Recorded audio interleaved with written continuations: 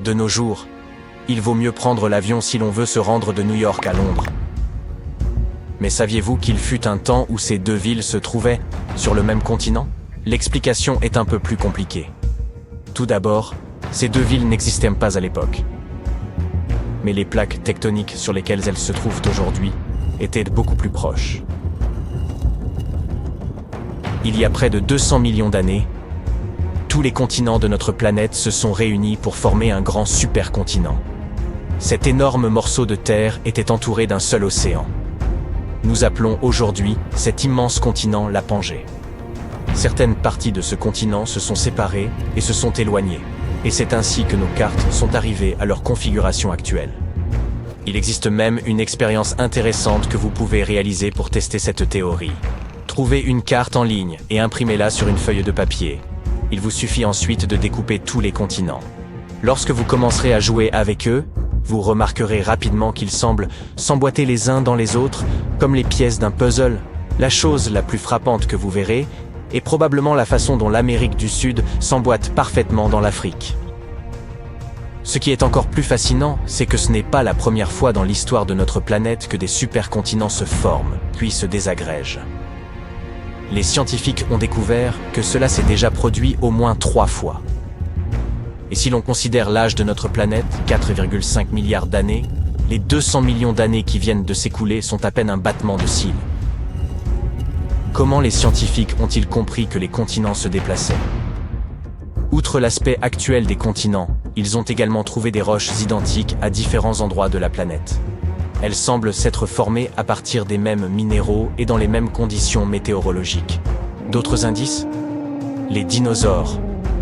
Des fossiles de la même espèce ont été découverts en Amérique du Sud et en Afrique. Ce dinosaure particulier, le Mésosaurus, aurait vécu sur notre planète bien avant que les continents ne se séparent. Il est difficile d'imaginer ce qu'a pu être la vie sur Terre avec un seul continent. Tout d'abord, le climat devait être très différent. En effet, la partie médiane de la Terre était probablement très sèche et ne disposait que de peu ou d'aucune source d'eau. De plus, elle était probablement cachée derrière de nombreuses chaînes de montagnes. Celle-ci aurait également constitué une barrière contre l'humidité et les précipitations. Cependant, les géologues ont également étudié des gisements de charbon aux États-Unis et en Europe. Ceci semble montrer qu'au moins une partie de l'ancien supercontinent, qui était proche de l'équateur, devait être une incroyable forêt tropicale. Tout comme celle que l'on trouve aujourd'hui en Amazonie. Le charbon apparaît lorsque des restes de plantes et d'animaux se trouvent pris dans des eaux marécageuses. Si l'eau exerce une pression suffisante, la substance se transforme d'abord en tourbe, puis en charbon. Notre planète a existé dans cette configuration continentale pendant plus de 100 millions d'années. Et pendant cette période, il y avait déjà beaucoup de vie sur Terre. C'était l'époque idéale pour être un insecte. Des animaux comme les coléoptères et les libellules ont prospéré. À la même époque, la Terre était parcourue par le prédécesseur de tous les mammifères, le synapside. La vie au sein de la Pangée a été durement éprouvée au cours d'une période ultérieure. On pense qu'une comète ou un astéroïde a atterri sur la surface de la Terre il y a environ 251 millions d'années. La théorie de l'astéroïde ou de la comète semble assez bien étayée, car 90% des animaux marins et 70% des créatures terrestres ont disparu d'un seul coup. La comète n'est peut-être pas la seule cause de cette extinction massive. À la même époque, il y a eu une importante activité volcanique dans le nord de l'Asie, qui a également pu perturber la vie sur Terre. Nous ne le remarquons peut-être pas, mais les continents continuent de se déplacer en ce moment même. La configuration que nous observons aujourd'hui grâce à l'imagerie satellite ne sera certainement pas la dernière.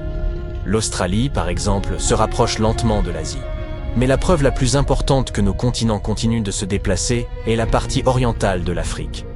Cette région est tout simplement en train de se détacher de ses voisines. Pour en être témoin, vous devrez vous rendre dans l'un des endroits les plus chauds de la planète. Si vous visitez cette parcelle de terre située à l'est du continent africain, vous vous tiendrez peut-être exactement à un endroit qui, bientôt, sera divisé en deux par la mer. Sous cette région, 3 plaques tectoniques s'écartent lentement les unes des autres. Si nos données sont exactes, dans un futur proche, l'Afrique sera divisée en deux et un nouvel océan naîtra entre les deux régions. Pour confirmer cette théorie, les scientifiques étudient de près, depuis des années, une fissure de 56 km de long dans le désert éthiopien.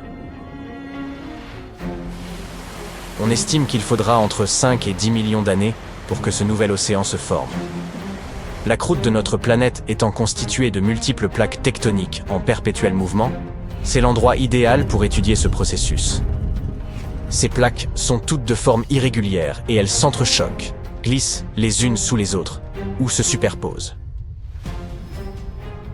Les 3 plaques tectoniques que l'on trouve sous ce désert se déplacent également à des vitesses variées. L'une d'entre elles, la plaque arabique, s'éloigne de l'Afrique à une vitesse d'environ 2,5 cm par an. Les 2 autres plaques se déplacent un peu plus lentement, entre 1,25 cm et 5 mm par an. De plus, ces déplacements entraînent la remontée de matériaux provenant des profondeurs de la Terre et la formation d'une croûte océanique. Tous ces mouvements nous amènent à nous demander comment et quand se formera le prochain supercontinent. Jusqu'à présent, les scientifiques ont proposé plusieurs configurations possibles, chacune portant son propre nom, la nouvelle Pangée, la Pangée prochaine ou l'Amazie. Mais ces prédictions varient encore, car nous ne savons pas exactement comment et pourquoi les continents se déplacent réellement au fil du temps. Nous avons un indice dans la manière dont la Pangée originale s'est divisée. Quoi qu'il en soit, il faudra entre 15 et 100 millions d'années pour voir apparaître le prochain supercontinent. La nouvelle Pangée, c'est l'hypothèse de la continuation des mouvements actuels. Dans ce scénario, l'océan Atlantique continue de s'étendre et le Pacifique se rétrécit. Les 2 continents américains se réunissent d'abord vers le nord. L'Afrique, l'Europe et l'Asie se regroupent eux aussi, puis une immense et unique masse continentale se forme. Un autre scénario possible est la Pangée prochaine. Dans ce cas, l'Atlantique ralentit son expansion et devient une masse d'eau enclavée. L'Amérique du Nord, l'Afrique, l'Asie et l'Europe forment des parcelles de terre plus ou moins parallèles et complètement cousues les unes aux autres. En dessous, l'Amérique du Sud, l'Antarctique et l'Australie complètent le cercle qui entoure l'Atlantique Nord. Un vaste océan Pacifique finit par entourer l'ensemble des terres. L'Amazie est un scénario un peu difficile à comprendre et à étudier à l'heure actuelle. Comme plusieurs plaques tectoniques semblent se déplacer vers le nord, il est possible que tous les continents, à l'exception de l'Antarctique, glissent complètement vers le pôle Nord. Le climat serait alors très différent et beaucoup plus froid. Dans ce scénario, le Pacifique et l'Atlantique resteraient des étendues d'eau libre. Les scientifiques pensent que cette possibilité est réelle en raison de certaines anomalies causées par la Pangée originale, dans les profondeurs de la Terre, dans la partie qu'on appelle le manteau. Si l'on se projette encore plus loin dans l'avenir de notre planète, on estime que dans environ 1 milliard d'années, la luminosité du Soleil sera supérieure d'environ 10%. L'atmosphère de la Terre ressemblera alors à celle d'une serre humide. En raison de l'augmentation de la chaleur, toutes les étendues d'eau de notre planète commenceront à s'évaporer. Dans 4 milliards d'années, la température de notre planète la rendra semblable à Vénus. La Terre pourrait devenir tellement chaude que sa surface commencera à fondre. Je voudrais t'emmener dans un endroit qui semble être hors du commun. La vie à l'intérieur de cette grotte a été isolée du monde extérieur pendant environ 5,5 millions d'années. Et cela se voit. Tu peux d'ailleurs t'en rendre compte par toi-même. En raison d'un isolement aussi long, les conditions à l'intérieur de la grotte de Moville sont inégalées sur notre planète. On y trouve un écosystème exceptionnel, même si la lumière du soleil manque cruellement à l'intérieur de la grotte et que l'air y est toxique. La grotte, située à quelques kilomètres à l'ouest de la mer Noire en Roumanie, a été découverte pour la première fois en 1986. Aujourd'hui, on ne peut la visiter qu'avec une autorisation spéciale. De plus, les cavernes centrales sont gardées naturellement par d'étroits tunnels de calcaire et des puits verticaux. Si tu es claustrophobe, tu ferais mieux de ne pas entrer dans cet endroit. Dans les profondeurs de la grotte, l'air contient 2 fois moins d'oxygène que l'air extérieur. En revanche, il renferme beaucoup de dioxyde de carbone et de sulfure d'hydrogène. Ce n'est donc pas l'air le plus frais que l'on puisse respirer. Il fait également nuit noire à l'intérieur de la caverne. Mais malgré, ou plutôt grâce à, ce cocktail de conditions extrêmement difficiles, le site est une véritable mine d'or pour les biologistes. Il est surprenant de constater que la vie semble y être en plein essor. Lors d'une étude réalisée en 1996, les scientifiques ont identifié 48 espèces, dont 33 étaient propres à la grotte. La plupart des créatures qui peuplent la grotte sont minuscules, avec de longs membres et des antennes qui les aident à se diriger dans l'obscurité. Ces créatures sont incapables de voir et n'ont pas de pigments, et c'est logique. Pourquoi avoir besoin de voir si l'on vit dans l'obscurité totale? Et pourquoi avoir besoin d'être beau et coloré si personne ne peut vous voir? Je vais maintenant te faire découvrir une autre grotte, qui n'est pas moins étonnante, mais dont l'aspect est très différent. Il s'agit de la grotte des cristaux géants, ou grotte des cristaux, au Mexique. Ces cristaux gigantesques ont été découverts en 2000 par une société minière après que l'eau a été pompée hors de la grotte. 2 mineurs ont vu les cristaux après avoir pénétré à pied dans la grotte asséchée. Ces cristaux impressionnants sont en fait d'énormes piliers de gypse cachés à 300 mètres sous terre. Ils sont ancrés dans les murs et dans le sol de la grotte brûlante. Les scientifiques estiment que les cristaux pourraient avoir poussé pendant un demi-million d'années. C'est pourquoi beaucoup d'entre eux sont si longs et si larges que l'on peut marcher dessus. Malheureusement, il est impossible de visiter cette merveille de la nature pour le moment. Mais c'est peut-être mieux ainsi, car la grotte des cristaux est un endroit dangereux qui peut facilement se transformer en piège. Pendant des dizaines de milliers d'années, elle a été remplie d'eau souterraine qui, à la base, a été poussée vers le haut dans l'ouverture par une chambre magmatique située dans les profondeurs de notre planète. Le magma sous la grotte maintenait l'eau chaude, mais la température de l'eau a fini par descendre en dessous de 58 degrés Celsius.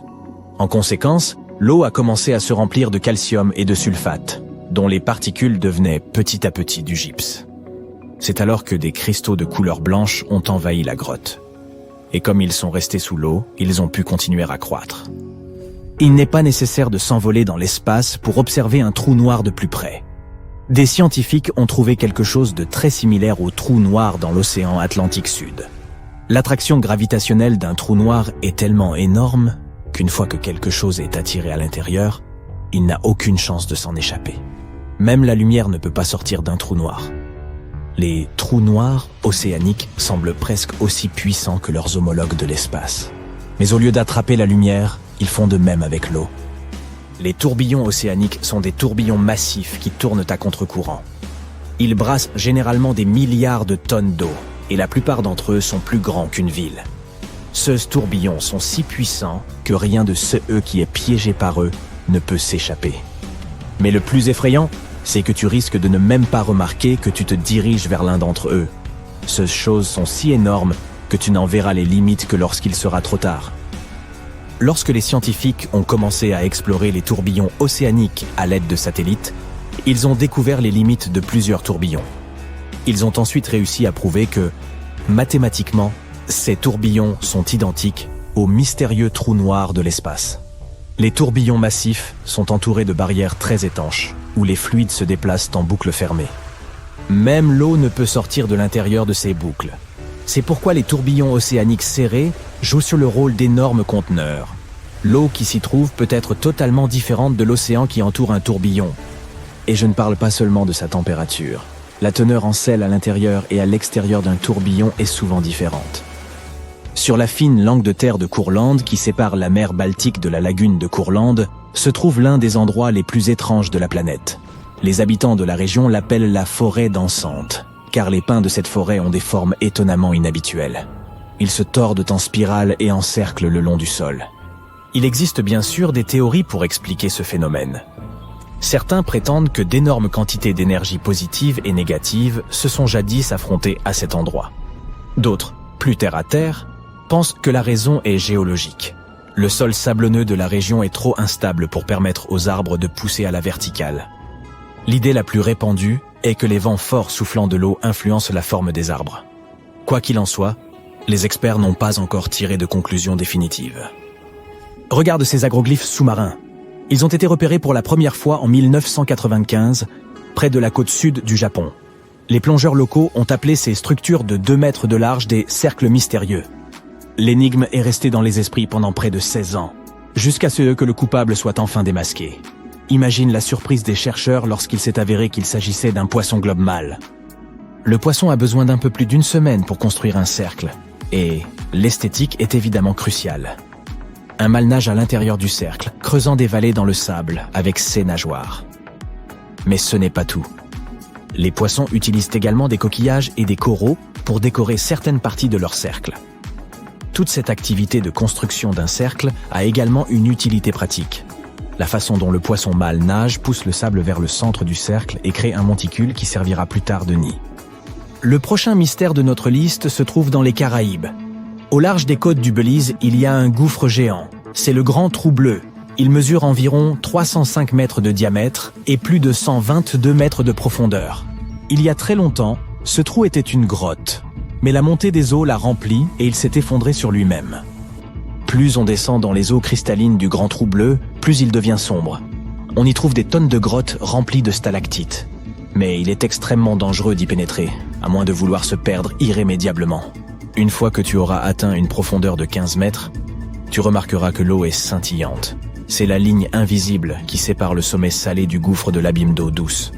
Il serait peut-être bon de faire demi-tour dès maintenant, car qui sait ce que tu pourrais trouver dans ces profondeurs obscures. Une vieille légende amazonienne parlait d'une rivière si chaude qu'elle bouillait.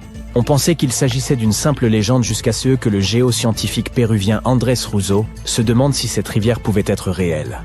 Tous les experts ont réfuté cette possibilité. En effet, les rivières bouillantes chaudes existent bel et bien, mais uniquement dans les régions où se trouvent des volcans. Or, il n'y a pas de volcan dans la partie du pays mentionnée dans la légende. Mais Andrés Russo était trop déterminé pour abandonner. En 2011, il a enfin localisé la rivière des légendes. L'eau qu'elle contenait. T'es-tu déjà demandé pourquoi les montagnes semblèrent si calmes et silencieuses? Attends-toi à être surpris car ces majestueux reliefs ont quelques talents cachés. En effet, les montagnes peuvent s'avérer de véritables artistes. Elles ont leur propre chant et leur propre pas de danse. Qu'est-ce que cela signifie et comment tout cela fonctionne-t-il? Découvrons-le. Prépare-toi à une révélation qui te fera froid dans le dos. Le mont Everest possède une symphonie nocturne secrète. Et cette mystérieuse musique va te donner des frissons. Lorsque la nuit tombe sur l'Himalaya, un étrange et sinistre refrain résonne dans les glaciers qui entourent le majestueux sommet. Une équipe de chercheurs s'est donnée pour but de percer ce mystère. Menée par le glaciologue Evgeny Podolska, ils ont affronté les températures glaciales de l'Himalaya népalais. Leur objectif? Découvrir la source de ces sons qui nous font se dresser les cheveux sur la tête. L'équipe a été émerveillée par la taille et la beauté époustouflante du mont Everest. Pendant la journée, le temps était clément et ils pouvaient alors travailler à l'aise. Cependant, la nuit venue, il faisait extrêmement froid, avec des températures frôlant les moins 20 degrés Celsius. C'est à ce moment-là que quelque chose d'intéressant s'est produit. La glace de la montagne a commencé à se rompre, produisant de puissantes détonations qui se sont répercutées à travers la vallée. Pour élucider ce mystère, l'équipe a eu recours à une technologie de pointe généralement utilisée pour mesurer les tremblements de terre. Elle a placé des capteurs à la surface du glacier et a enregistré les vibrations qu'il produisait. Elle s'est également penchée sur les informations relatives à la température et au vent. En comparant toutes ces données, les chercheurs ont fait une découverte aussi fascinante que primordiale. La raison derrière ces symphonies glacées? La baisse soudaine des températures? La surface gelée du glacier est très sensible à ces changements, ce qui l'amène à se fissurer et à se briser dans un concert de grands booms. Cette découverte a aidé les scientifiques à comprendre le comportement des glaciers dans un monde où le changement climatique est de plus en plus marqué. Et cette entreprise est d'autant plus importante qu'elle fournit aux scientifiques qui étudient les glaciers et le climat dans des régions lointaines comme l'Himalaya des informations très précieuses. La fonte des glaciers dans cette région est extrêmement rapide, et c'est un gros problème. Il s'agit d'une menace sérieuse pour l'Asie du Sud, et des recherches récentes montrent que les glaciers ont fondu 10 fois plus vite au cours des 40 dernières années qu'au cours des 7 siècles précédents. Mais ce n'est pas la seule raison pour laquelle les montagnes peuvent émettre des bruits étranges. D'autres peuvent également chanter leurs propres chansons. C'est par exemple le cas du mont Cervin. Devine quoi? Tout ce qui nous entoure possède son rythme propre. Les objets vibrent à certaines fréquences en raison de leur forme et de leur composition. Tu as probablement déjà vu des diapasons et des verres à vin. Lorsqu'ils sont frappés à la bonne fréquence, ils commencent à vibrer et à émettre des sons. Mais voici quelque chose de fantastique. Même les montagnes possèdent leur propre groove et vibrent à leur manière. Jeffrey Moore et son équipe de scientifiques aventureux ont voulu savoir si les montagnes pouvaient swinger sur leur propre musique, tout comme les ponts et les grands bâtiments. Ils ont pensé que la forme particulière des montagnes pouvait les faire vibrer à certaines fréquences. C'est ce que l'on appelle la résonance. Mais éprouver cette théorie n'aura pas été chose simple. Contrairement aux bâtiments que les ingénieurs peuvent ébranler ou aux ponts sur lesquels les véhicules se déplacent, les montagnes sont immenses et rigides. Il est difficile de les faire bouger exprès. Refusant de baisser les bras, Moore et son équipe se sont lancés dans un projet d'envergure. Ils voulaient étudier comment les secousses sismiques affectèrent le célèbre mont Cervin. Cette montagne impressionnante se situe à la frontière de l'Italie et de la Suisse. Elle ressemble à une pyramide et est proprement immense, avec son altitude d'environ 4400 mètres. Ces 4 faces sont orientées vers le nord, le sud, l'est et l'ouest. À l'aide d'hélicoptères, les scientifiques ont placé des appareils spéciaux, appelés sismomètres, à des endroits précis de la montagne. L'un d'entre eux a été placé au sommet et fonctionne à l'énergie solaire. Il est aussi petit qu'une tasse à café. Un autre sismomètre a été logé sous le plancher d'une coquette petite cabane de montagne. Et un troisième a été placé dans les contreforts de ce relief afin de comparer les mesures. Ensemble, ils constituaient un réseau de minuscules informateurs qui enregistraient en permanence les mouvements de la montagne. Et ils ont finalement détecté un mouvement. Même si les vacillements de la montagne sont incroyablement faibles, les chercheurs ont découvert que le mont Cervin oscillait doucement d'avant en arrière toutes les 2 secondes environ. Ce qui est vraiment surprenant, c'est que le sommet de la montagne bouge jusqu'à 14 fois plus que sa base. La tour Eiffel fait un peu la même chose. Cette gigantesque structure de fer gère les jours de grand vent comme une pro, et lorsqu'une tempête éclate, elle n'a pas peur de montrer ses talents de balancier. C'est comme si la tour criait aux éléments « Allez, ramenez-vous !» Mais la cause du mouvement des montagnes n'est pas seulement le vent, comme on pourrait le croire. Alors, pourquoi les montagnes font-elles cela? Pourquoi se balancent-elles et émettent-elles de pareils grondements? Est-ce qu'il y a une fête à laquelle nous ne sommes pas conviés? Eh bien, tout cela est dû à ce que l'on appelle l'énergie sismique. Lorsque des tremblements de terre se produisent dans différentes parties du monde, leur énergie se propage à travers le globe et fait vibrer les montagnes. Les océans se joignent également à ce concert tellurique. Lorsque les vagues se déplacent sur le fond de l'océan, elles créent des vibrations que l'on appelle microséismes. C'est comme le battement du cœur de la Terre, ressenti dans le monde entier. Et devine quoi d'autre? La fréquence de ces vibrations correspond à la façon dont le Cervin oscille. C'est comme si la montagne et les océans vibraient à l'unisson. Alors, la prochaine fois tu verras une montagne, rappelle-toi qu'elle n'est pas simplement immobile, mais qu'elle fait partie d'une symphonie mondiale créée par la Terre elle-même. Ces recherches nous aident aussi à comprendre comment les tremblements de terre peuvent affecter les montagnes escarpées qui sont sujettes aux glissements de terrain et aux avalanches. Elles nous donnent également une nouvelle façon d'apprécier des montagnes comme le mont Cervin. Elles ont leur propre chant secret, se balançant au diapason d'une mystérieuse mélodie venue du plus profond de la terre. Mais il existe une autre chose très intéressante à propos des montagnes. Elles ne se contentent pas de parler elles-mêmes. Elles peuvent aussi influencer notre propre façon de parler. Après avoir étudié 567 langues, les linguistes ont découvert que 92 d'entre elles utilisaient un type de phonème particulier appelé consonne éjective. Ces sons sont produits en poussant l'air avec force à l'arrière de la gorge. Cela crée des éclats de voix, qui confèrent à ces langues leur caractère distinctif. Les scientifiques ont été très surpris par ce lien. Ces sons, comme le K, fort prononcé dans K, ne sont pas courants dans les langues anglaises ou européennes. Mais certaines langues indigènes d'Amérique du Nord et des régions situées entre la mer Noire et la mer Caspienne les possèdent. Ce qui est encore plus curieux, c'est que les langues tibétaines, parlées dans les montagnes, n'utilisent pas de consonnes éjectives. Les linguistes sont curieux de percer ce mystère et d'en savoir plus sur le lien entre les montagnes et les dialectes. Pourquoi certaines langues parlées dans les montagnes ont-elles des sons particuliers? C'est un peu un mystère, mais les chercheurs ont quelques idées intéressantes. L'une d'elles est que ces sons pourraient aider les gens à éviter que leur gorge ne s'assèche lorsqu'ils parlent dans l'air sec des montagnes. Une autre idée est que la pression atmosphérique plus faible en altitude facilite l'émission de ces sons. Mais les scientifiques n'ont pas encore élucidé la véritable raison de ce phénomène. Certains experts ne sont pas entièrement convaincus par cette explication. Selon eux, si la géographie peut influencer le langage, il existe d'autres raisons pour lesquelles les langues se ressemblent, comme l'emprunt de mots à des langues voisines ou la proximité. Ces recherches nous ont néanmoins permis d'acquérir des connaissances étonnantes. Les montagnes ne façonnent pas seulement l'apparence de notre monde, mais aussi notre façon de parler. Ainsi, la prochaine... Imagine que tu aies décidé de faire un road trip à l'ancienne. Et par là, je veux dire que tu as décidé de le faire sans l'aide d'aucune technologie. Tu te rends donc à la supérette la plus proche et tu achètes une carte de chaque contrée que tu prévois de traverser. Tu les attaches sur le siège passager juste à côté de toi et tu pars à l'aventure. Au cours de ta première semaine, tu arrives dans l'état de New York. Tu fais coucou à Lady Liberty, tu ingurgites une part de pizza et tu te diriges vers le nord de l'état, dans la région des Catskills. Tu remarques que tu n'as plus d'essence et tu décides de t'arrêter dans le bled le plus proche pour refaire le plein.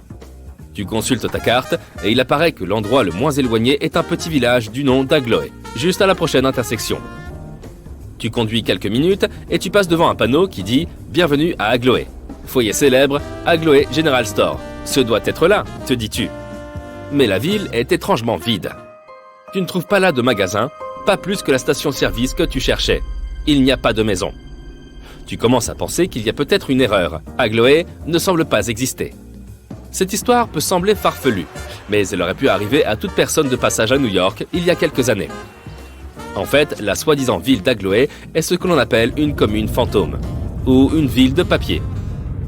Il en existe plusieurs dans le monde, mais Agloé est peut-être la plus célèbre. Les villes de papier sont en fait de fausses villes, c'est-à-dire qu'elles n'existent pas vraiment. Elles sont semblables à des œufs de Pâques, disséminés par les cartographes en guise de pièges à droit d'auteur. Les cartes sont difficiles à réaliser. Pour créer une carte à partir de rien, il faut faire des années de travail sur le terrain, ou analyser inlassablement des photos satellites. C'est pourquoi le plagiat a toujours été assez répandu dans le monde des cartographes. Il est assez facile de redessiner les mêmes caractéristiques géographiques d'une carte originale sur un nouveau document. Et il n'est pas évident de se faire prendre. Après tout, les gens dessinent exactement la même planète. C'est pourquoi les cartographes ont trouvé un moyen d'attraper les personnes qui pompaient leur travail. Certains cartographes peuvent par exemple y inclure une montagne plus grande qu'elle ne l'est vraiment. D'autres peuvent ajouter un léger virage sur une route, là où il n'y en a pas en réalité. Par exemple, au début des années 1970, un faux pic montagneux est apparu sur certaines cartes du comté de Boulder. L'ajout de ce pic, précédemment inconnu, répondant au nom de Mount Richard sur les cartes locales, a commencé à dérouter les grimpeurs du Colorado à l'époque. Il s'est avéré que le mont Richard était l'un de ces pièges à droit d'auteur, placé là par un cartographe local du nom de Richard Kiachi. Disons simplement qu'il a pu décider de se rendre hommage à lui-même avec ce petit bonus. Toutefois, ajouter carrément une ville de papier est peut-être l'une des solutions les plus extrêmes, et une astuce que les cartographes espèrent voir passer inaperçue. Sauf que ce n'est pas ce qui se passe le plus souvent, ce qui nous ramène à l'histoire d'Agloé. Les cartographes Ernest Alpers et Otto Lindbergh de la General Drafting Corporation, ou CDG, faisaient partie des plus grands éditeurs des cartes des années 1930. À l'époque, l'entreprise avait été chargée de créer une carte de l'État de New York. C'est à ce moment-là que les deux hommes ont eu une idée. Afin d'éviter toute violation des droits d'auteur, ils créeraient une commune fantôme en combinant ensemble des parties de leur nom. Ils ont trouvé le nom étrange d'Agloé et ont ajouté la fausse ville le long de la route 206, près du réservoir d'eau de Catskill, dans le nord de l'État. La zone était censée n'être en réalité qu'un chemin de terre. Des années plus tard, Rand McNally, une autre société d'impression cartographique, a produit une carte de New York, qui incluait la ville d'Agloé à l'endroit même où la CDG l'avait initialement placée. Lindbergh était convaincu qu'il y avait là de quoi poursuivre son concurrent pour violation des droits d'auteur, mais l'histoire n'avait pas fini de se compliquer. Les deux entreprises sont allées régler l'affaire au tribunal, mais il s'est avéré que McNally avait une version légitime d'ajouter Agloé à sa propre version de la carte de l'État de New York. Pour fabriquer ces cartes, la compagnie McNally a procédé à une recherche approfondie sur les biens immobiliers et les établissements situés dans chaque ville existante. Et il s'est avéré qu'Agloé n'était pas exactement une ville fantôme quand ils ont dessiné la leur. Les archives ont montré que la ville abritait bien un établissement appelé l'Agloé General Store. Bien sûr, c'était le seul bâtiment de la ville, mais cela a suffi aux cartographes pour croire qu'une telle ville existait vraiment. Ils ont ajouté Agloé à leur carte, comme ils auraient ajouté n'importe quelle autre ville disposant de bâtiments tangibles. Et il semble qu'il n'ait enfreint aucun droit d'auteur si cette commune, autrefois fantôme, avait quelque sorte pris vie. Le rebondissement de l'histoire est qu'Alpers et Lindbergh de la CDG n'auraient jamais pu prévoir que quelqu'un déciderait un jour d'occuper une ville imaginaire. Mais c'est pourtant arrivé. Un jour, quelqu'un a acheté une carte dans une station-service de la région, sur laquelle figurait Agloé. Ce type désirait ouvrir un magasin à peu près là où la ville était censée exister. Alors, il a décidé de renommer son magasin d'après l'emplacement de la ville où il se trouvait. Il s'en est remis à l'exactitude de la carte qu'il avait achetée et baptisé son commerce « Magasin Général d'Agloé ». Après tout, pourquoi trouverait-on une ville imaginaire sur une carte officielle, n'est-ce pas? Ce magasin général n'a pas subsisté bien longtemps, juste assez pour faire de cette histoire un véritable imbroglio. Le bon côté des choses, c'est que cette histoire a fait d'Agloé une commune fictive renommée. Elle est devenue un lieu touristique, attirant des gens venant de tous les États-Unis pour prendre une photo du panneau de bienvenue de la ville. Maintenant, comme nous l'avons déjà dit, les villes de papier sont nombreuses de par le monde. Et à travers les âges également. Un documentaire de la BBC de 2005 a révélé que la seule ville de Londres comptait plus de 100 minuscules fausses rues, ou rues de papier, dans son agglomération. Par exemple, la prétendue Moat Lane est censée être une rue sinueuse de Finchley, au nord de Londres. Mais si tu décides un jour d'aller la visiter, tu ne trouveras rien d'autre que des arbres et des jardins. Et que dire d'Argelton, une ville du nord de l'Angleterre, ou plus exactement, un champ complètement vide dans le nord de l'Angleterre. Argelton a existé pendant un certain temps sur Google Maps. Il y avait des listes d'hôtels et des appartements à louer dans cette ville. Seulement, ils ne se trouvaient pas vraiment à Argelton, mais plutôt dans des communes voisines. On pense que Google Maps a importé ces fausses rues dans sa base de données, car ils ont utilisé des atlas renommés et protégés par des droits d'auteur en guise de source. Mais lorsque la vérité sur ces rues de papier a éclaté, la compagnie les a ensuite supprimées une à une. Si nous remontons le temps de quelques centaines d'années, nous trouverons une autre histoire mystérieuse impliquant une possible colonie fantôme. Il ne s'agit pourtant pas d'une petite ville à carrefour quelconque, mais plutôt d'une île entière. On a longtemps supposé que l'île de Bermeja était un îlot minuscule, quoique habité. Elle est apparue sur de nombreuses cartes du XVIe et XVIIe siècle et était un repère pour les explorateurs espagnols. Son emplacement variait légèrement d'une carte à l'autre et son nom s'orthographiait parfois sous la forme de Vermeja, mais son existence semblait alors assez certaine. Ce n'est qu'au XVIIIe siècle que l'île a complètement cessé d'être représentée sur les cartes. Sa dernière apparition remonte à une édition de 1921 d'un atlas mexicain. Puis, pouf, elle s'est complètement évanouie. Le cas de l'île disparue du Mexique a soulevé de nombreuses questions. Avait-elle coulé? Avait-elle été détruite? Les gens la cherchent-ils simplement au mauvais endroit? 3 enquêtes officielles ont eu lieu en 2009 pour localiser l'île. Elles ont employé des technologies haut de gamme, quadrillant les océans et les fonds marins du Mexique. Et pourtant, Bermeja est restée introuvable. On ne peut s'empêcher de se demander si l'île a jamais existé. Tout comme les cartographes modernes, les cartographes des XVIe et XVIIe siècles avaient leur propre façon de tromper les utilisateurs. Au lieu de pièges à droit d'auteur, ces fausses cités, ou ces fausses îles, servaient à tromper et à confondre les ennemis et les voyageurs indésirables. Comme beaucoup de temps s'est écoulé, il est difficile de déterminer aujourd'hui si Bermeja n'était rien d'autre qu'un village fantôme. Elle a cessé d'être représentée sur les cartes, mais cette affaire mystérieuse laisse encore les gens perplexes. La Terre a 3 couches principales. La première est un noyau en 2 parties, qui sont le noyau interne dense et chaud, et le noyau externe fondu. Vient ensuite le manteau. Et enfin, la 3e couche est la fine croûte, la surface qui supporte la vie telle que nous la connaissons. Du moins, c'est ce que nous pensions jusqu'à présent, car les scientifiques ont récemment découvert une nouvelle couche mystérieuse, située au plus profond du noyau interne solide. Le noyau interne de la Terre fait environ 2/3 de la taille de la Lune et est composé de nickel et de fer solide. Il est brûlant. La température au centre de notre planète est la même qu'à la surface du Soleil. Le noyau externe peut atteindre une température de près de 5500 degrés Celsius. Il est difficile de l'explorer car nous ne pouvons pas nous y rendre. Et c'est un peu comme regarder à travers une fenêtre vraiment sale de 5000 km de métal et de roches en fusion. Mais nous pouvons compter sur des expériences de laboratoire effectuées sur des roches pressurisées chauffées, sur les signaux des ondes sismiques et sur des modèles informatiques. Lorsqu'un tremblement de terre se produit, il envoie des ondes de choc sismique. Ces ondes traversent les couches à une vitesse différente selon la direction qu'elles prennent et le matériau qu'elles traversent. Dans la nouvelle étude, une équipe de scientifiques a collecté un ensemble de données provenant de 100 000 séismes profonds.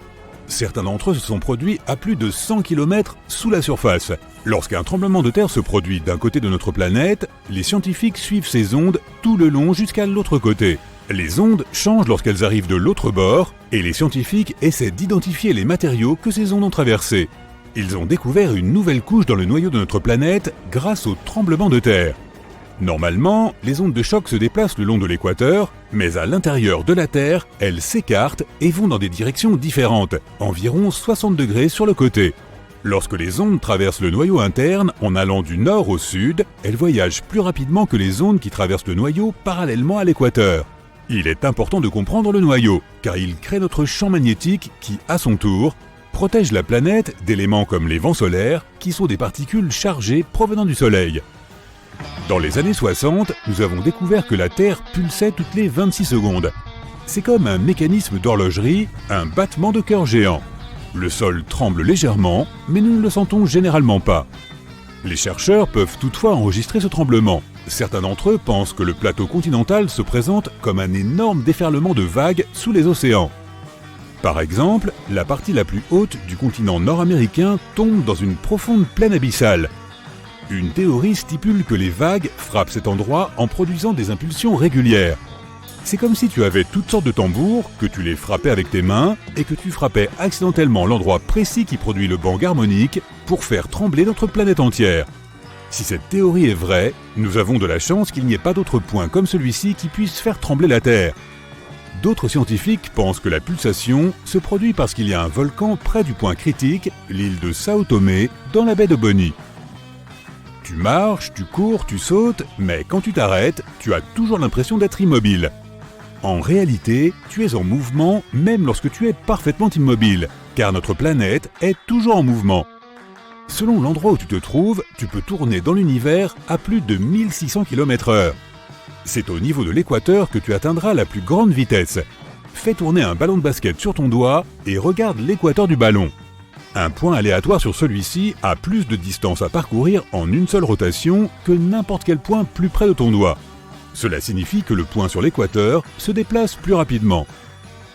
La Terre est une planète qui se recycle en permanence. Le sol sur lequel nous marchons est recyclé. Le cycle des roches de notre planète transforme les roches d'un type en un autre. C'est un cycle qui se produit sans cesse. Les profondeurs de notre planète sont remplies de magma. Lorsque le magma sort à la surface, il durcit pour devenir de la roche. Les processus tectoniques, comme l'activité volcanique, les tremblements de terre, la formation de montagnes et tous les autres processus qui façonnent la surface de notre planète, apportent cette roche à la surface de la Terre. Lorsque la roche est à la surface, l'érosion la façonne et rase ses morceaux. Ces petites particules sont ensuite déposées. Toute la pression venant d'en haut compacte les particules pour former des roches sédimentaires, comme le grès par exemple. Les roches sédimentaires peuvent aussi se retrouver de plus en plus profondément sous la surface de la Terre. Comme il y a beaucoup de chaleur et de pression, elles sont cuites et deviennent des roches métamorphiques. Elles peuvent remonter à la surface une fois de plus, ou même finir par être de nouveau érodées. Parfois, les plaques de la croûte terrestre se poussent les unes sous les autres, et ainsi, les roches peuvent se retrouver en magma une fois de plus. Nous n'avons exploré que 5% de l'océan jusqu'à présent.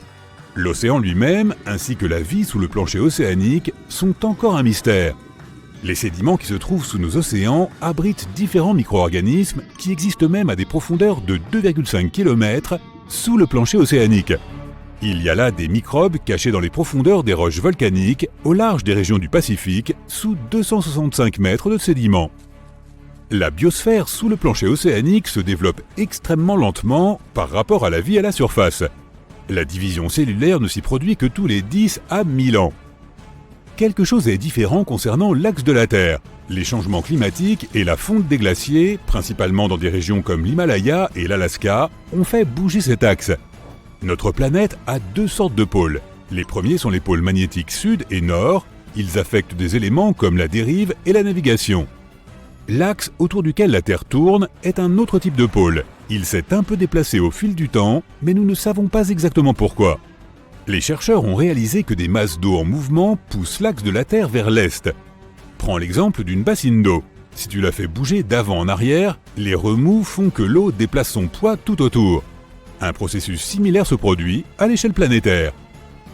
Quelle que soit l'ampleur d'un tremblement de terre, aucun humain ne pourra jamais sentir un tremblement de terre de l'autre côté de la Terre, bien que certaines personnes prétendent le contraire. En 2013, il y en a eu un près des îles Kuriles d'une magnitude de 8,5. Il a atteint une profondeur d'environ 650 km. Il était si fort que des personnes en Australie ont déclaré qu'elles avaient pu sentir le sol trembler.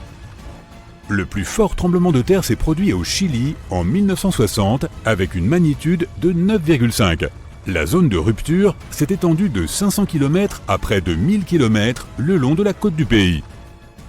Les tremblements de terre d'une magnitude de 10 ou plus ne peuvent pas se produire. La magnitude dépend de la longueur de la faille où il se produit. Plus la faille est longue, plus le tremblement de terre est important. Une faille est une cassure dans une partie de la croûte terrestre. Il y a des roches des deux côtés et elles se déplacent les unes par rapport aux autres. Nous n'avons pas trouvé de faille suffisamment longue pour générer des séismes d'une magnitude de 10 ou plus. Si cela se produisait, la faille s'étendrait autour de la majeure partie de notre planète. Un tremblement de terre d'une magnitude de 12 nécessiterait une faille plus grande que notre planète. Un côté de notre planète devient plus froid que l'autre. La Terre possède un système qui la maintient au chaud de l'intérieur, un liquide rouge et chaud situé profondément sous la surface. Il tourne et en même temps génère un champ magnétique et une gravité. De cette façon, le noyau de la Terre maintient l'atmosphère au plus près de la surface de la planète. La Terre absorbe aussi la chaleur du Soleil, principalement à la surface. La chaleur ne se répand pas de manière uniforme sur toutes les parties de la Terre. Un côté de la planète, l'hémisphère pacifique, perd de la chaleur plus rapidement que l'autre, l'hémisphère africain. Cela se produit parce que les terres retiennent plus de chaleur que la surface sous l'océan. Le plancher océanique est beaucoup plus fin que la masse terrestre. De plus, la température causée par la chaleur provenant de l'intérieur de la Terre diminue à cause des énormes quantités d'eau froide au-dessus.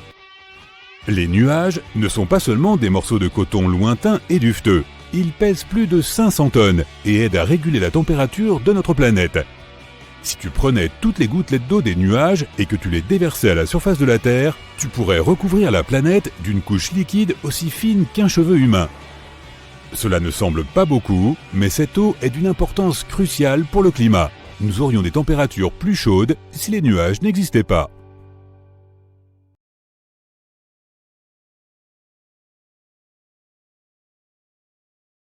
Nous volons devant les planètes de notre système solaire. Nous passons devant Mars, Jupiter, Saturne, Uranus et Neptune. Puis nous traversons les ténèbres de l'espace au-delà des limites de notre monde. Nous avons atteint notre destination.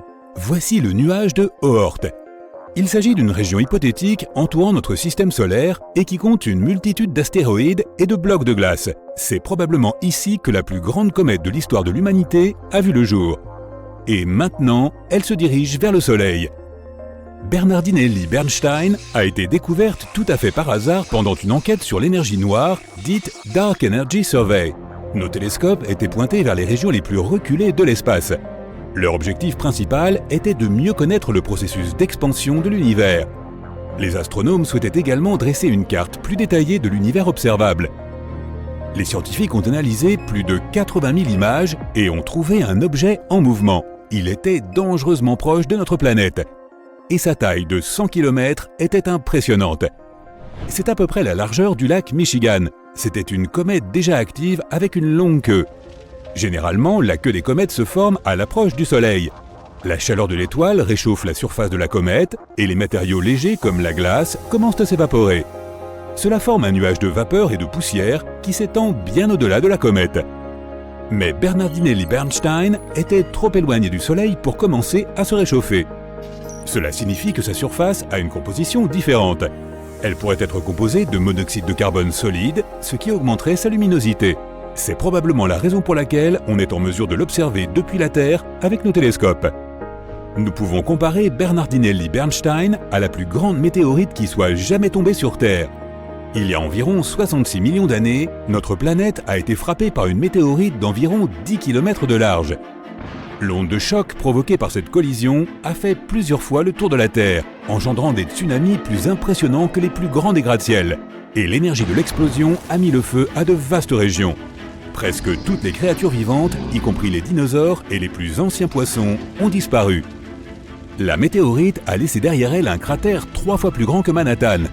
L'endroit où elle est tombée était riche en soufre. Cette substance s'est évaporée en raison de la chaleur anormale et s'est concentrée en d'énormes nuages, entraînant des pluies acides pendant plusieurs semaines. La comète que nous venons de découvrir est 10 fois plus grosse. Si elle se dirigeait vers la Terre, tu pourrais la voir à l'œil nu bien avant son impact. Elle ressemblerait à une étoile avançant dans le ciel nocturne. Quelques jours avant que la comète n'atteigne notre planète, tu la verrais même en plein jour.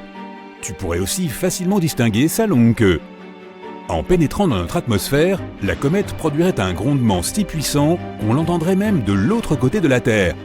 À ce moment-là, la comète commencerait à chauffer en raison de la friction de l'air. Elle commencerait à brûler, d'innombrables débris se détacheraient du corps principal de la météorite et tomberaient sur la Terre. Au moment où Bernardinelli-Bernstein toucherait la surface de la planète, on verrait un éclair si lumineux qu'il éclipserait le Soleil. En une fraction de seconde, une quantité colossale d'énergie serait convertie en chaleur. Cela créerait l'explosion la plus puissante de l'histoire de la Terre. Elle arracherait littéralement des morceaux de la planète et les projetterait dans les airs. L'onde de choc réduirait en cendres tout ce qui se trouverait dans un rayon de quelques centaines de kilomètres. Elle continuerait à se propager dans différentes directions, brisant et pliant les arbres. Ensuite, elle atteindrait les montagnes enneigées et déclencherait d'énormes avalanches qui recouvriraient de nombreux villages. L'onde de choc ferait le tour de la planète, faisant éclater les vitres sur tous les continents. Les tsunamis seraient si hauts qu'ils dévasteraient des villes côtières entièrement. Le tremblement de terre le plus violent de l'histoire briserait le sol en créant de profondes fissures. Après l'impact, des milliards de tonnes de poussière et de cendres s'élèveraient dans le ciel. Un gigantesque nuage noir bloquerait complètement les rayons du soleil. La Terre serait plongée dans l'obscurité. Tous les débris présents dans l'air commenceraient à fondre, se transformant en une lave liquide qui retomberait à la surface, causant des dégâts considérables. Les cendres et la poussière en suspension masqueraient le soleil pendant plusieurs mois encore. En conséquence, la température sur Terre chuterait de plusieurs degrés. Même s'ils parvenaient à se réfugier dans de profonds abris et bunkers, les gens, ainsi que tous les autres organismes vivants de la planète, auraient peu de chances de survivre à cet événement. Heureusement, Bernardinelli-Bernstein ne risque pas de s'approcher de la Terre de sitôt. Pour l'instant, la comète se trouve à environ 20 unités astronomiques du Soleil. Cela représente 20 fois la distance entre la Terre et le Soleil. Cela signifie que la comète va bientôt croiser l'orbite d'Uranus. En 2031, elle sera à 11 unités astronomiques de notre étoile. C'est juste à l'extérieur de l'orbite de Saturne. À ce moment, Bernardinelli-Bernstein sera au plus proche du Soleil. Puis elle retournera vers les confins du système solaire. Mais la comète ne manquera pas de revenir. Elle s'éloignera du Soleil et ralentira jusqu'à ce que la gravité de l'étoile la tire en arrière. Ensuite, elle fera un autre tour autour de notre système solaire, mais cela prendra environ 3 millions d'années. Pour l'instant, ce sont d'autres météorites dont nous devons nous préoccuper. Par exemple, 3200 Phaéton. Elle croise les orbites de Mars, de la Terre, de Vénus et de Mercure. Puis elle fait le tour du Soleil et revient. Ce cycle dure environ 523 jours. Une fois ce temps écoulé, elle recommence. Cette météorite est considérée comme potentiellement dangereuse car elle traverse l'orbite de la Terre à seulement 7,5 distance Terre-Lune. Pendant l'une de ses dernières visites, ce bloc de roche de 6 km de large a arrosé notre planète de petits météores. Comme l'astéroïde passe souvent près du Soleil, sa surface ressemble probablement au fond asséché d'un marécage de boue. Elle est couverte d'écailles et de fissures. Lorsqu'elle passe devant la Terre, ces écailles se détachent et entraînent des pluies de météores. Mais le plus gros astéroïde potentiellement dangereux est 1999 JM8. Il a une taille équivalente à 77 terrains de football. Il passe devant la Terre à environ 9 distances Terre-Lune. Il s'approchera le plus près de notre planète en août 2137. Si une telle météorite venait à percuter la Terre, un continent entier pourrait être anéanti. Le reste du monde serait dévasté par d'immenses tsunamis, mais survivrait à l'événement. Alors naturellement, les scientifiques réfléchissent aux moyens de prévenir une telle catastrophe. La première solution est une gigantesque explosion contrôlée. Selon l'une des lois de la physique, si l'on applique une force dans une direction, elle provoquera une réaction dans la direction opposée. Donc si nous repérons un astéroïde sur le point d'entrer en collision avec la Terre, ce que nous devons faire, c'est envoyer une fusée vers lui. De cette façon, nous produirons une explosion contrôlée, pas à l'intérieur, mais juste au-dessus de sa surface. L'explosion sera dirigée vers le haut et l'astéroïde se déplacera vers le bas. Ce minuscule décalage sera suffisant pour modifier sa trajectoire et il passera devant la Terre sans la toucher. Une autre solution consiste à envoyer un objet lourd, comme un vaisseau spatial, vers l'astéroïde.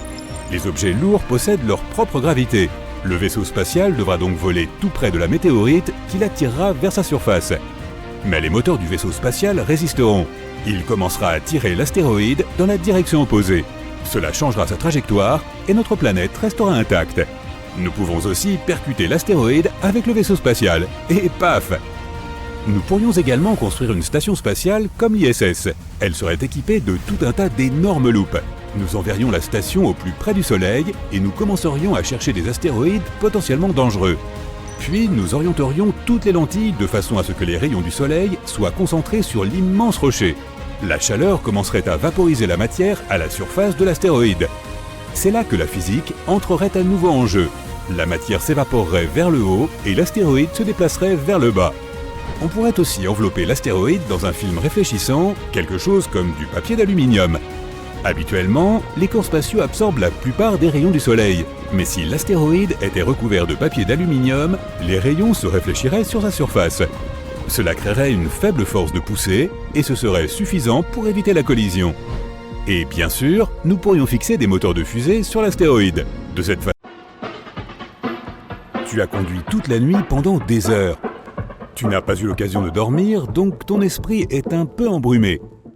Tu arrêtes la voiture et sors pour te dégourdir les jambes. Tu lèves les yeux au ciel et tu vois un magnifique lever de soleil. Seulement, attends, il n'y a pas un, mais 3 soleils dans le ciel. Tu te frottes les yeux, mais non, il y a toujours 3 étoiles brillantes dans le ciel. Non, notre étoile n'a pas été divisée en 3. Elle n'a pas non plus été visitée par 2 autres étoiles. C'est ce qu'on appelle une parélie.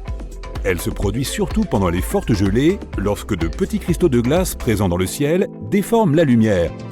Par conséquent, tu peux voir 3 points lumineux dans le ciel au lieu d'un seul. Ce phénomène est aussi appelé un halo.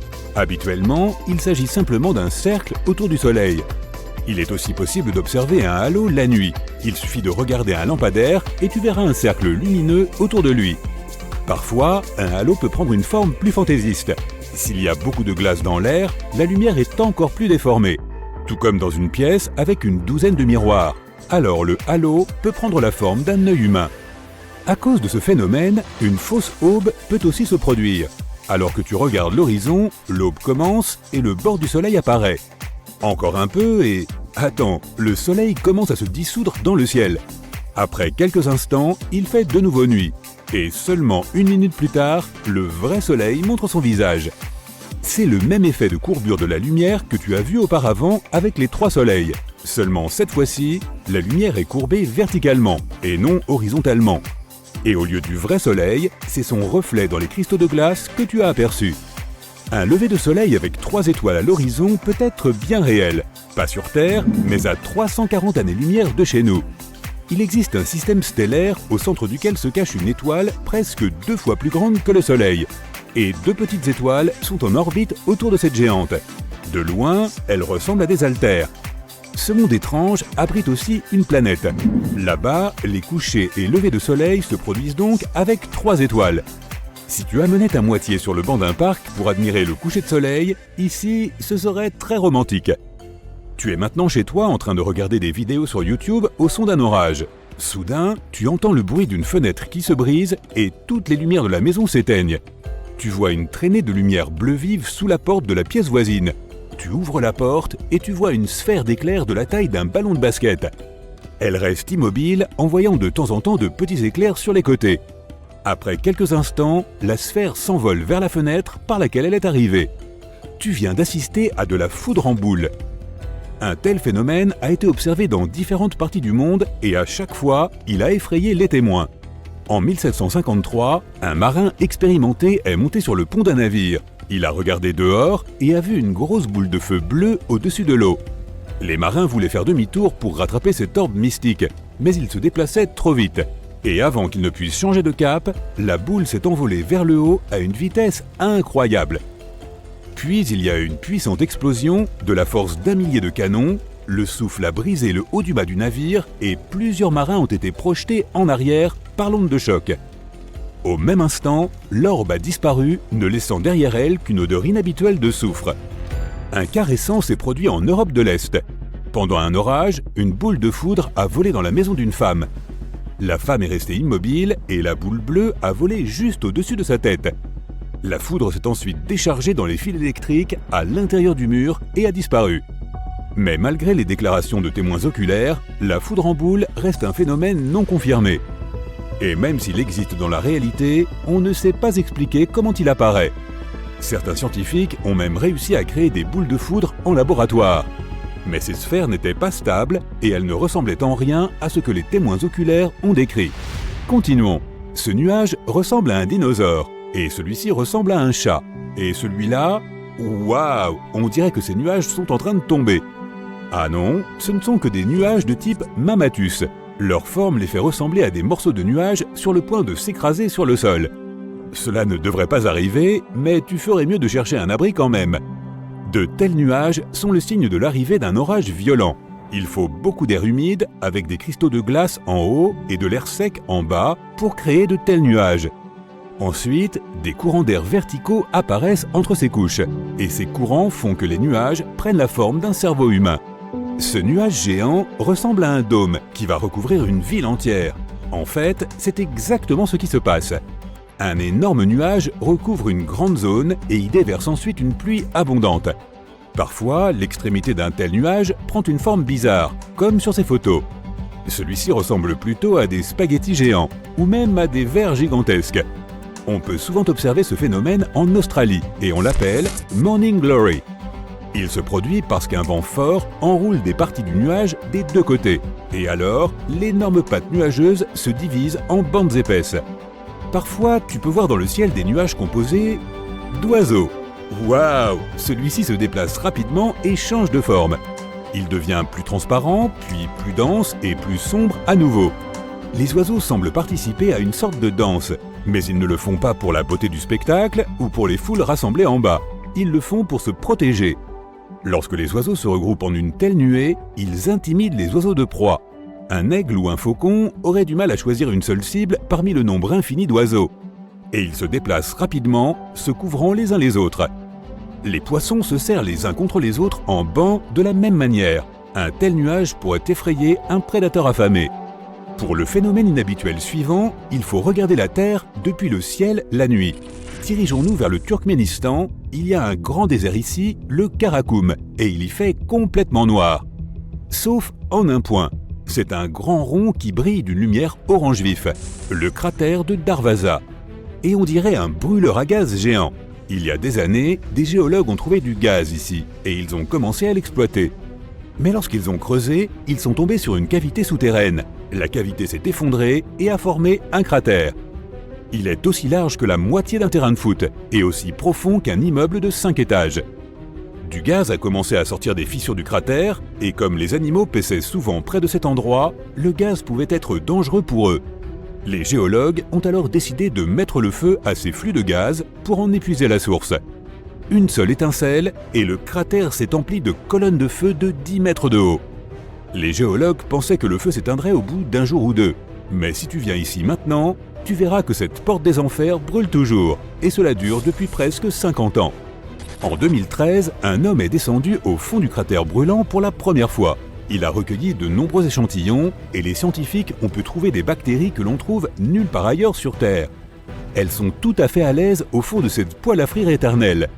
Un autre phénomène mystique peut être observé dans le désert, une cascade de sable. Lorsque le vent charrie beaucoup de sable au bord du canyon, il commence à tomber. Maintenant, amplifie cet effet 100 fois et tu obtiens une cascade de sable en Arabie Saoudite. Comme les chutes du Niagara, sauf qu'il n'y a pas une goutte d'eau. Les habitants affirment que ce phénomène est le signe d'une tempête de sable imminente. Le dernier phénomène ne peut être vu qu'en hiver. Sur une rivière gelée, tu vois une pierre étrange qui sort de la glace. Mais quand tu t'approches, tu prends peur car tu réalises que ce n'est pas une pierre, mais le museau d'un crocodile. Mais ne t'inquiète pas, il ne peut pas sauter de sous la glace et te mordre. Et l'animal n'est pas en difficulté comme tu pourrais le penser. Les crocodiles ne peuvent pas respirer sous l'eau et ils doivent constamment remonter à la surface pour respirer. Mais quand l'eau gèle, cela devient impossible. Les crocodiles sortent donc leur nez avant les fortes gelées et laissent la moitié de leur corps à la surface. Ils peuvent ainsi respirer en toute sécurité. De plus, la glace et l'air froid refroidissent les crocodiles et ralentissent leur métabolisme. C'est ainsi que ces reptiles peuvent survivre au froid